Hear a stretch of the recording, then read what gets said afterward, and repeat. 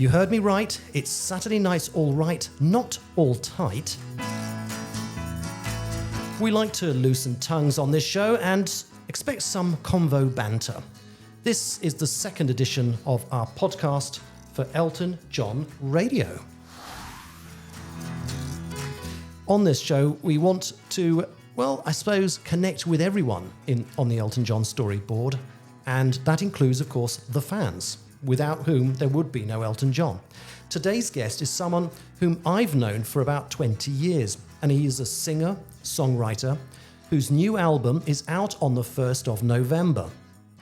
And he's had some very interesting string arrangements and mixing on this particular album, handled by some absolute giants in Elton John's world.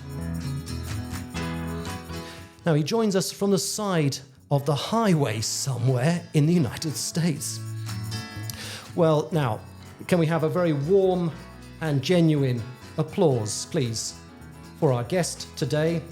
It is David Scott Crawford.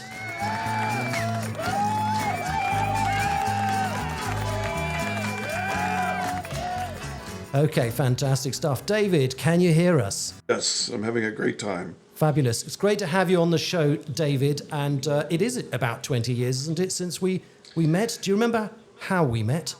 Yes, I was looking at a bulletin board at the new studio suite in Reading that was dedicated to Gus Dudgeon at some of the pictures.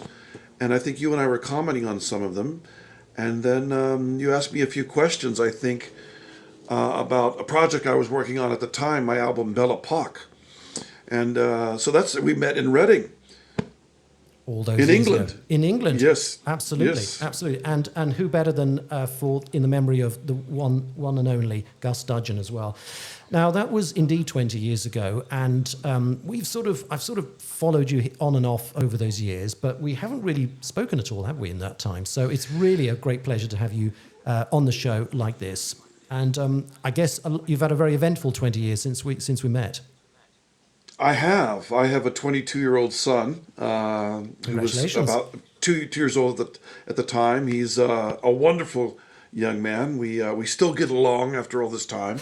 And it's been very eventful. Yes, I released an album in 2006, and I've got a new album coming out. And it's a pleasure to be here. Thank you for inviting me to do this, George. No, it's an absolute pleasure. So let's get to the music. But before we do, I guess we've got to ask you this. You've been an Elton John fan for a fair few years. What song got you hooked, and has Elton's style of music influenced your own songwriting?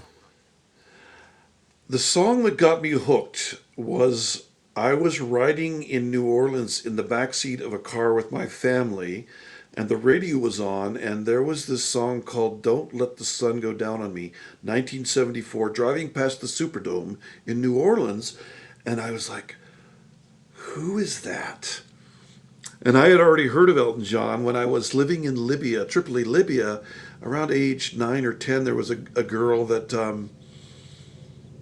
did a cover of Saturday Night's All Right for Fighting on a piano with two other singers, which doesn't really cut it. Let's face it. You need Davy Johnson in there to make that one rock. But so I had heard of Elton, but the song that hooked me was Don't Let the Sun Go Down on Me.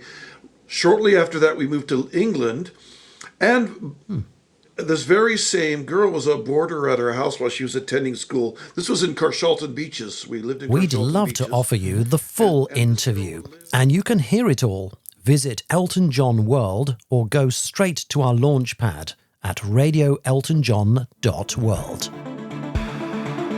Radio Elton John now reaches 90 countries, and the list is growing. We welcome Elton fans from the USA, Europe, Australia, Brazil, Africa, South Korea, India, Ukraine, Thailand, Egypt, Taiwan, Hong Kong, and many others. Elton's world is a big world. Subscribe today from eltonjohn.world.